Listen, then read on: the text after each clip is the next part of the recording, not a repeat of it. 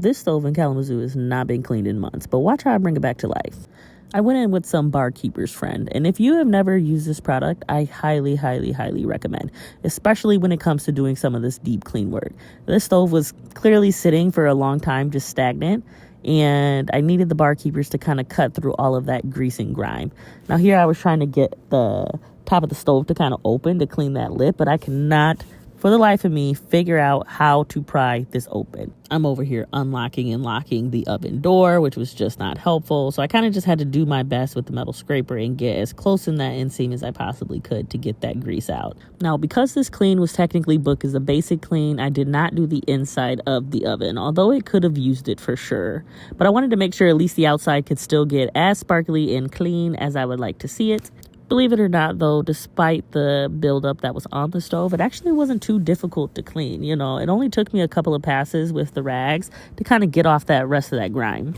Now, one thing that has always bothered me about cleaning ovens is that the glass has two panes. So as you can see, as I'm wiping the outside, there's another pane of glass technically on the inside, but it's bolted in by screws. Now, you can go in and loosen the screws and take them off to clean that inner glass. Sometimes, though, that can void like any sort of warranty that you may have. So I don't particularly like to do this on a client stove unless they explicitly give me permission to do so. In another video, I'll probably show what that inner glass actually looks like so you guys can see how to separate it and how to clean it if you really want a true glass that you can look through that's not all hazy and fuzzy like this one's going to be. Now, as I move on to this bottom drawer here, I do not put any chemicals on the inside of this drawer. And here's why. When I was a kid, this used to be our broiler. So we would put our bread down here and actually toast it. I think the broilers are on the inside of the stove now. You guys can comment down below and let me know.